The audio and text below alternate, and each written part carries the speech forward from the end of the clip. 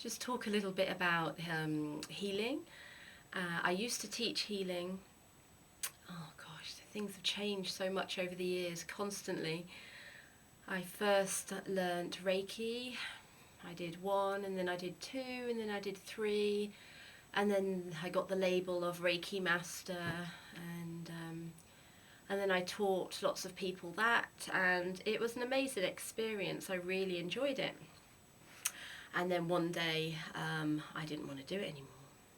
And my relationship with spirit changed, and I had an upgrade, I suppose, after I had my latest child. So physically I changed, and spiritually and everything. But I didn't know why I wanted to stop it. I just did. Later I figured out why. But that's another story for another day.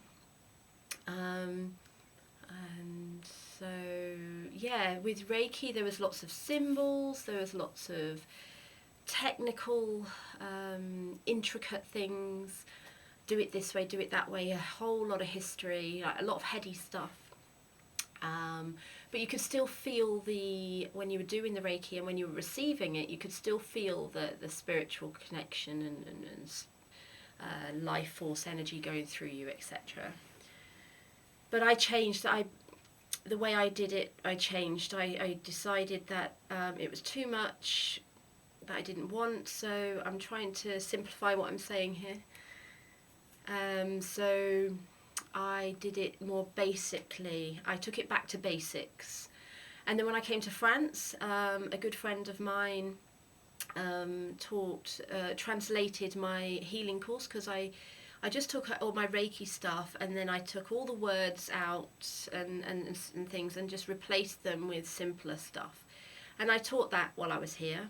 And then the dreaded happened, and then all the clients disappeared everywhere and nobody spoke to each other. And not really, but you know, in general, that's how businesses suffered. So yeah, I didn't have any more clients and things. So I had a lot of time by myself, and I wasn't well last year. So I had a lot of time by myself to really feel and get into it and think it. I don't teach it anymore for money, but I'd like to give you a few hints and things. And everyone I've taught Reiki to in the past, this is especially to you. You can simplify the healing. You don't need all that stuff. Make it more personal, more basic. So what do I do now? I hold space. Like I said in the other video I did, the last one, I hold space basically. So you simplify. So you take a few deep breaths. You get your environment ready, whether you're healing yourself or somebody else. I know, like some incense, you clear the space with any sound instruments, any little singing bowls you've got, or just with yourself, with your energy, put some nice music on and just get the environment all nice and ready.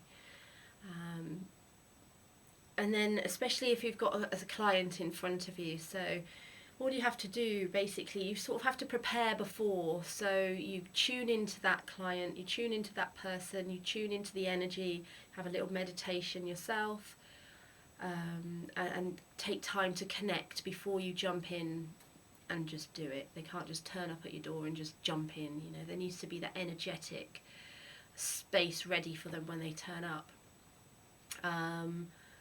And so easy to get distracted around here. Everyone's at school and at work and it's like, woohoo, like my playground, where I could just chill. I've just been chilling to some nice music. Anyway, back to what I was saying.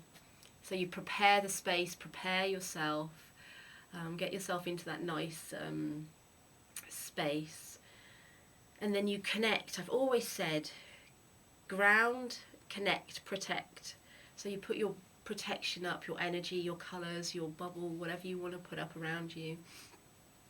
And then you ground yourself into the ground. You imagine you're a huge tree and you're putting your roots down into Mother Earth.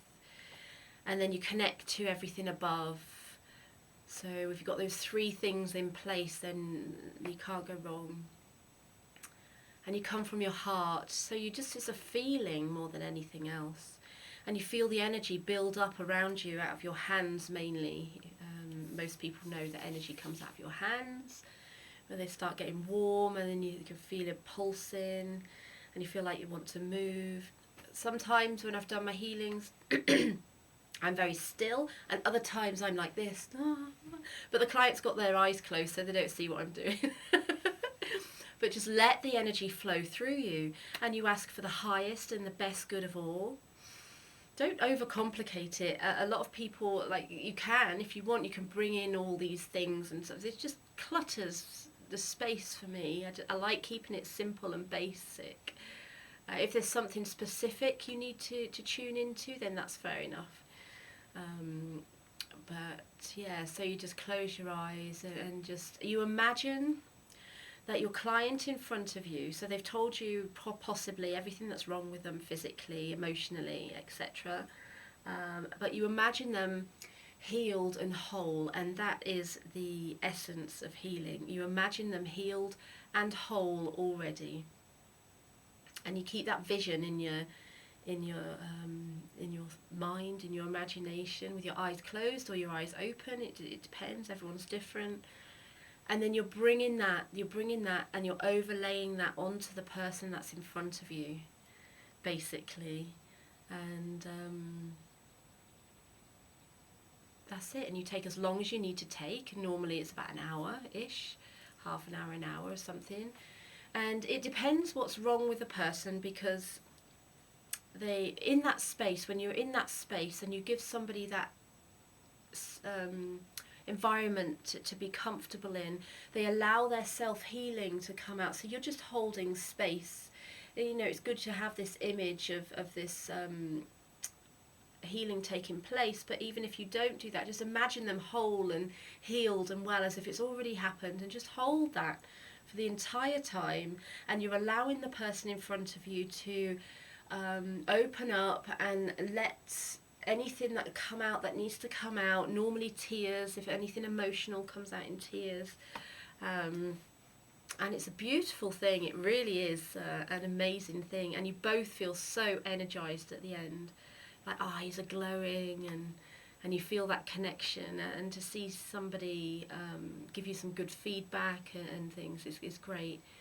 So when you finished the session, you disconnect, so you just ground yourself, and then you disconnect from everything above, and then you make sure you've still got your protection, and you say thank you.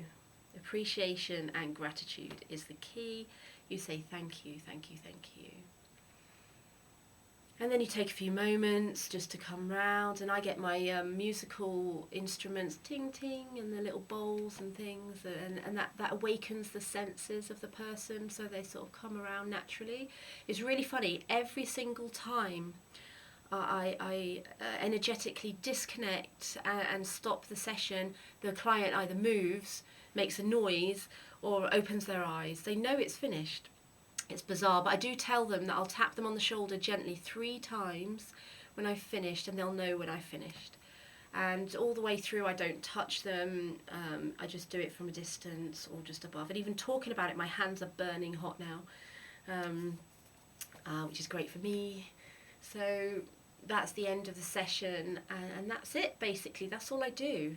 But I get all my heart into it, all my energy into it. I make sure the children aren't around. I have no distractions, and that's what I do. So I just wanted to share that with you, because it's really important to be able to do this for yourself or to do it for somebody else. And that's what I was going to say earlier. It depends what's wrong with the person. It could be lifetimes of things. It could be something really deep-rooted that it won't take one session just to heal. The emotional stuff is great. People can feel really good, a release after 1, after 2, after 3 or whatever, but it might, something really deep-rooted might take a long time to come out. There are lots of layers to things. There's a lot of deep-rooted stuff at the moment, but a lot of stuff is emotional release, and people just need that space to release. And that's about it, really. So I'm open to questions if I haven't explained it properly. It's difficult.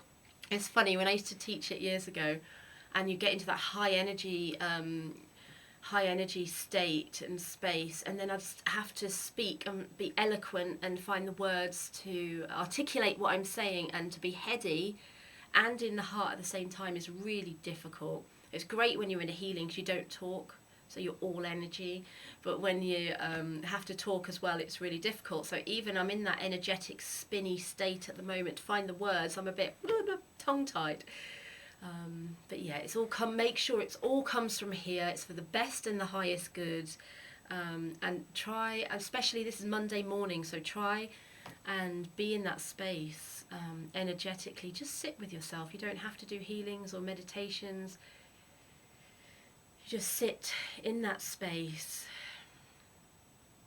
and bless your day. Ask for anything that you need, or for the highest good, and it will come to you.